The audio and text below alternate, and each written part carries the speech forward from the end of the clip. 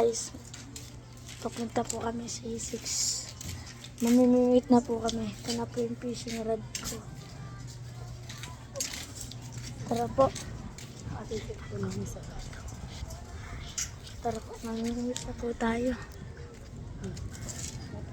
Ano mo ito dito ma? Sa ilalim. Sa ilalim.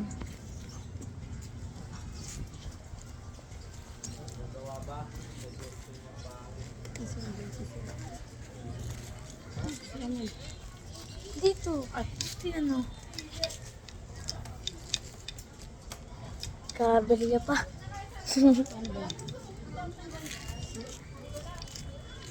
Mali.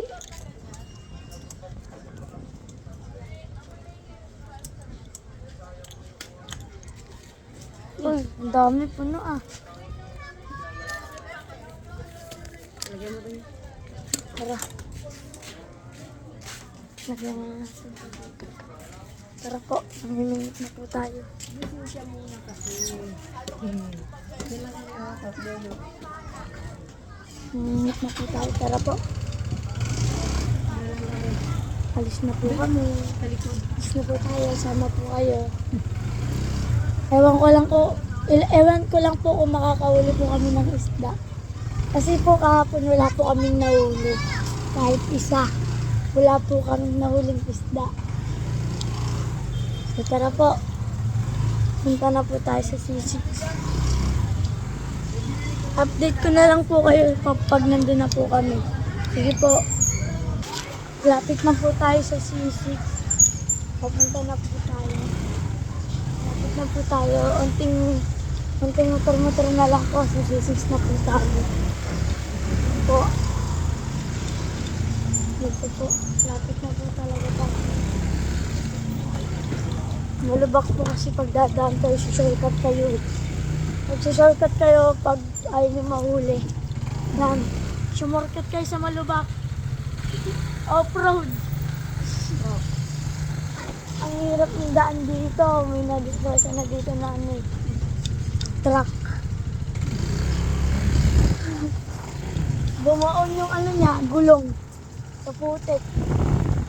Sa lubak din. Dito kayo. Dadaan. Pag takot kayo, mahuli. Kasi wala pa lisensya to eh. Si mama eh. Buti pa si ate meron na. Padating pa lang yung lisensya niya. In-order kasi yung lisensya. Shopee. In-order niya pa sa Shopee. Joke lang. No, pinaghirapan talaga lisensya guys. Mga master. Si mama ayaw paggastos yung lisensya niya, mahal daw. Pag mahuli, mas mahal. Kaya dapat yung may lisensya ka na. Yan, dyan tayo mga isda. Oo. So, dito na po tayo sa C6. Wait lang.